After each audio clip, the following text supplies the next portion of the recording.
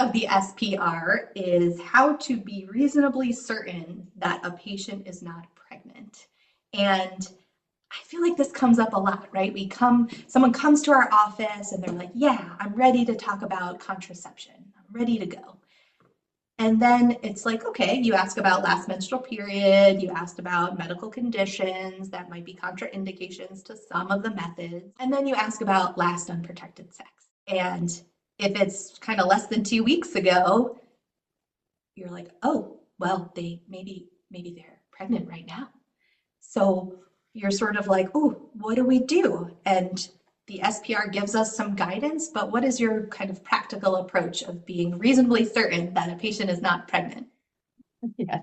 So when it comes to these like uncertain times, if somebody say had like maybe someone had protected intercourse, right? They used condoms, then we can talk about, well, it's unlikely you could be pregnant, but in the chance if you were to be pregnant and we, for example, started any kind of contraception, like specifically like a pill, even the pill, even if you were pregnant, would not negatively affect your pregnancy if you wanted to continue the pregnancy. Or we always have to make sure we put the option out, like if you were pregnant and you didn't want to be pregnant, we can still help you with that, right? And so that's kind of where I start from.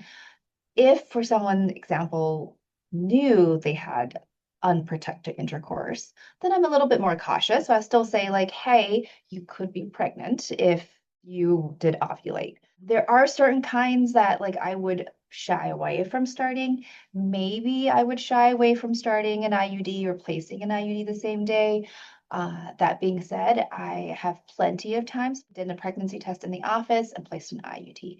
And again, it comes back to shared decision making about knowing that the risk that someone could be pregnant, if they were to be pregnant, what are the consequences, right? And so we have to be able to weigh the risks and benefits with our patient, right? And so that person is really making that risk, as well as we are too. And so it's often okay. Like I would say a lot of the times I place the IUD and everything is fine. I think there's once in the last 10 years that I have been an OBGYN that I ended up placing in an IUD and someone was pregnant at the time. We then took out the IUD, she continued her pregnancy. So there are risks to that pregnancy, but it's important to know that like there are risks and benefits to anything.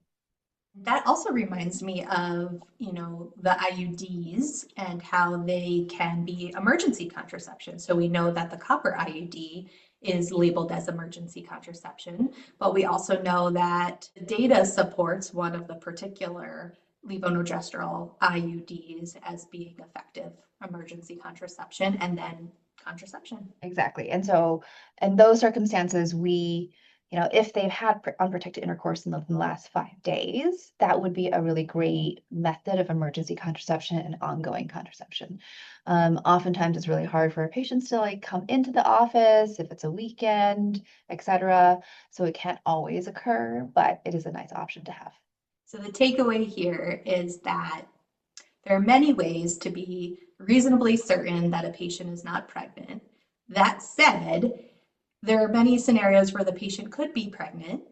Most of the contraceptive options are perfectly safe to start, even if the person is like in an early pregnant state. It's important to clarify what their intention would be should they be pregnant and not know it at the time. Most other methods are completely safe to do it. And really, even the IUD, particularly if someone is not interested in becoming pregnant in the next year, would still be a very reasonable choice in a shared decision making model.